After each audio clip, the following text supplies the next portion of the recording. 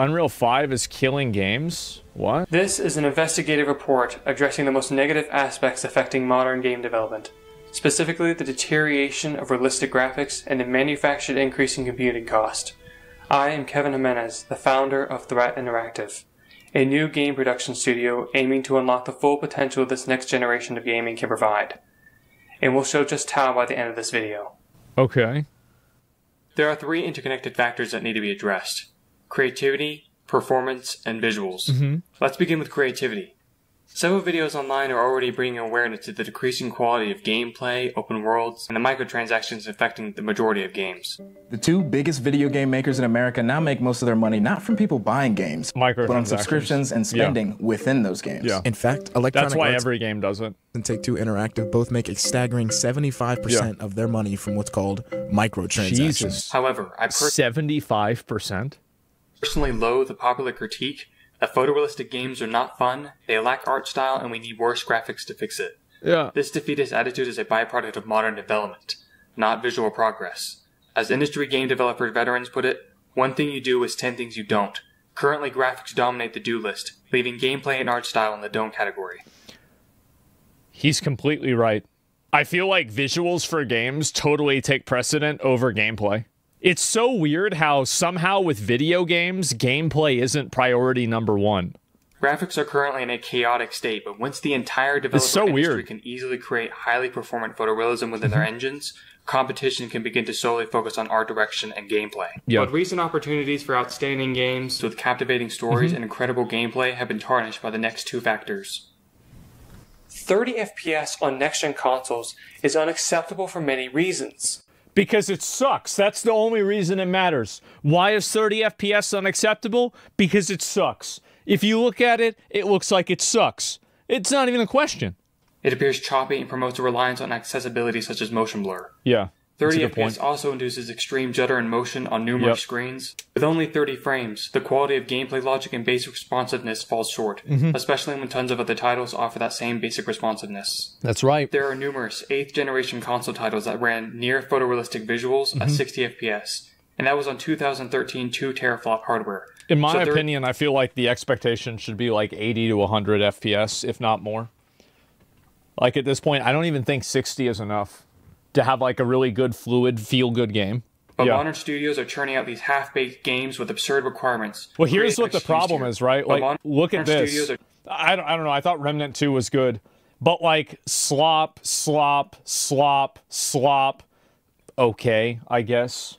And like these two, RoboCop, I don't know about this one. And people did like Alan Wake 2, to be fair. I thought Remnant 2 had good graphics. But so many of these games are just garbage games. And it kind of goes back to what I was saying before about how when a game is bad in one thing, in a lot of cases it means it's going to be bad in everything else too. Like, you know, Starfield, Suicide Squad, and Forspoken, these games are garbage in like 7 different ways. This leads us to our final issue. The basic standard of 60 FPS is only offered at the cost of our next and biggest problem: visuals. I firmly advocate for photorealism, but the industry is advancing in it in a manner that is worthless during basic movement, through a cancer in real-time rendering. A graphics programming scapegoat that is destroying every game in its path. What? It's called TAA, and that stands for Temporal Anti-Aliasing. And this includes upscalers. There are great videos trying to bring awareness about this, but Digital Foundry has an ignorant video that is quickly spreading inaccurate information that is damaging real-time rendering. TAA and upscalers stem from anti-aliasing, effects that aim to mimic the benefits of 4K plus rendering, because 4K 60 FPS on affordable hardware, including 9th generation consoles, isn't feasible. True 4K or higher rendering ensures smooth edges on objects, better sampling on textures, thin objects, and specular highlights. As you decrease the resolution, stair-stepping aliasing emerges, and thin details on meshes and specular highlighting breaks apart. FXAA addresses stair-stepping for a cheap cost but introduces noticeable blur on the entire image. Yeah, it just blurs everything out. SMAA eliminates these same edges without any blur, making it much more superior. I feel like I don't even want to watch the rest of this video because it's going to make me see things that I haven't seen, that I'm not seeing them right now. It's like, this is like a fucking Morpheus red pill, blue pill moment that like after I watch this video, I'm going to be like, oh my God, now I see it everywhere. Yeah, wake up. All right, let's get woke. motion produced from gameplay gets annihilated with ghosting, blur, and smearing visuals. This is why still or slow image quality comparisons by major tech influencers are both worthless and misleading. What's the point in playing a realistic game that looks like this during basic player interactions? YouTube compression conveniently hides these effects of TAA and is usually mistaken for video compression artifacts. The 4K on YouTube resembles native uncompressed 1080p more than actual native uncompressed 4K. Oh man. Chances are you're playing games through an HDMI or better, meaning your game's image quality is uncompressed. So having TAA on your gameplay is like adding compression to your gaming experience. I didn't even, so like if he's looking at it frame by frame, look at this. Low bitrate video compression. So having TAA on your gameplay is like adding compression to your gaming experience. Because of current hardware prices that aren't changing anytime soon, 1080p and 1440p remain the most consumer-friendly target resolutions. Oh my, wait, oh my god, look at the difference. Soon, 1080p and 1440p remain the most... Jesus! What the fuck was that? 1080p and 1440p remain the most consumer-friendly target resolutions. But TAA ruins these resolutions the most. Oh my god! TAA upscalers not only ruin affordable gaming resolutions, but also damage luxury resolutions for those with enthusiast-grade graphic GPUs. TAA and upscalers are often bundled with ugly sharpeners that fail to fix ghosting or restore the original clarity and detail stripped away from smearing. Yeah? The FTAA subreddit, up until the creation of the r/motion clarity subreddit, remained the only online community where consumers could finally speak loud against the industry's oxymoron stance on realistic graphics. Dude, look at that sword. I love videos like this because it's like you begin the video by thinking that it's just some nerd that has like an autistic fixation on something that nobody cares about. And then you end the video and you're like, wow, this is fucked. This is awful. Yes, I know. It's based. I know. Look at it. And they've listed hundreds of games with forced TAA, with recent titles throwing out traditional AA options for upscaling methods only. Remember the SMAA versus 4K comparisons earlier? You could get the same sampling quality on thin and specular by reusing a single pass frame, which means long ghosting trails, blur, and smearing could be eliminated. I have personally compiled several pieces of data showing these temporal methods could be redesigned to prevent all these hideous motion issues, which are listed in the video description. But clear and good TAA will never become mainstream because the smeary nature of current temporal solutions are being exploited to cover up lazy and cheap development practices. In hundreds of game titles, if you can fully disable temporal solutions, you are punished severely with numerous rendering problems. Temporal dithering and frame blending dependent rendering aspects. Soft shadows. Denoise replacement for ray trace shadows. Vegetation, fur, hair. Translucent materials. Oh, wow. Look at that. Not that. Look at her glasses. This is awful. So it was never actually done right in the first place because they just assumed that they'd just smooth everything over in the end? Is that accurate? This is an AI video, bro? Well, I wish they used AI to make these games. They probably would have been better. But an industry lie perpetuated by Digital Foundry's TAA video. Yeah, look at that. Is to claim that TAA and upscalers enable developers to optimize these effects by rendering them at lower resolutions, allowing TAA to smooth them with supposedly no cost. But if you do some digging, you'll discover older deferred titles from under a decade ago, rendering the same basic effects independently of temporal frame smearing with similar or better performance. That's one thing I've noticed. I feel like graphics kind of peaked in like 2014 to 2017, and we haven't really had like a huge breakthrough since then. If you need extra performance, I noticed that playing Metal Gear Rising Revengeance, that feature can be programmed to run at a lower resolution and or include its own temporal accumulation without blurring the entire frame. Modern implementations of last gen's basic visuals perform more poorly because studios leverage the power of next generation consoles to cut financial costs on legitimate optimization processes for faster releases. The financial savings don't end there though. TAA and upscalers enable studios to save money by integrating these popular and fully developed temporal algorithms into their engines instead of investing in the developments of genuinely high-performing and self-resolving effects. Because it's more expensive. A large portion of rendering advancement papers tie in TAA or mention an upscaler such as DLSS as a required condition to solve some issue with the design. That is insane. Wake up, Neo? Yeah, this is upsetting, guys. This is really upsetting. Where the hell does it? So you're telling me that they're saving money and they're still spending? Yeah, they're saving money and they're still spending over $100 million making these games. I feel like we have a problem here. Only label it better than What's native. This? Because DLSS is always compared to native with TAA applied. Yeah. Anything compared to the worst case scenario will appear improved. Oh my god.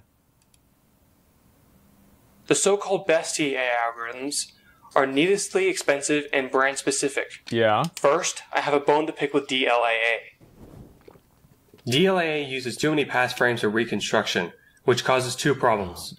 Long ghosting trails and significant blurring in motion compared to native with SMA. Do you want to know what's so bad about this? Is that I actually thought with a couple of these games that it was a design choice. It was a stylistic choice. I didn't realize it was just the fucking graphics rendering being shitty. It also fails to smooth stair-stepping and motion compared to SMAA. Applying Circus Method with the newest DLL provides much better results, even though both examples are rendered at 1080p. But Circus Method isn't cheap. DLA at 1080p on a desktop 12GB 3060 costs 0.75 milliseconds. Circus Method bumps it up to 2.44 milliseconds. Image quality is far from poor, but its proprietary nature, cost, and Blue Moon AI mistakes makes it unreliable for the industry. Next is Unreal's TSR. It's a little more complex because it implements Circus Method natively, but I give it the fairest shot possible by using UE 5.4's more optimized implementation. It's easy. Yeah, this is way worse. Like, you can't tell really with this image, but you can easily tell with this one. I just don't understand how it's so bad, and they spend so much money on it. It's easy to appear superior to Unreal's TAA, but TSR suffers from a specific hazy fizzle appearance that video compression doesn't present well enough to pair with my criticism of that aspect. But besides whether or not you think it looks fine or not, the biggest issue again is the cost when set by the maximum quality settings for anti-aliasing. It puts TSR 10 times the cost of TAA and stands around 3 milliseconds on a 3060 at native 1080p. That's the difference between 60 FPS and 50 FPS. Jesus. Still not convinced it's too expensive?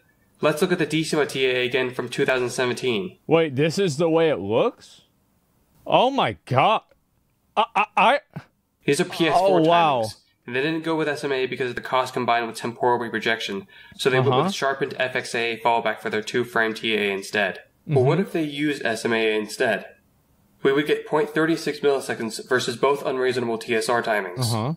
With such a low base cost, and these results at 30 FPS, if we wanted to keep AAA cost under 1 millisecond on modern affordable hardware, we could catapult the quality even further with 60 FPS and use that 0.73 milliseconds of headroom with aspects such as SMA or advanced motion vectors. Meanwhile, I don't understand why they keep focusing on trying to make this like hyper realistic when the game plays at 30. I feel like if your game has to play at 30 FPS, it's like real life isn't at 30 FPS. So at that point, like, what about that?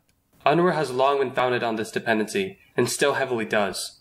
UE5 is set to worsen this industry problem because it's going to dominate the production of titles coming this generation, and Epic and its partners like CD Projekt Red have no concern over this matter. Yeah, because CD Projekt Red goes so far to claim that FXA results in a loss of fidelity compared to their temporal methods. Yeah, they're using Unreal now is only a half-truth, presenting it as a method to achieve near 4K quality with just 1080p input. Of course, they showcase this with a stationary example. Yeah.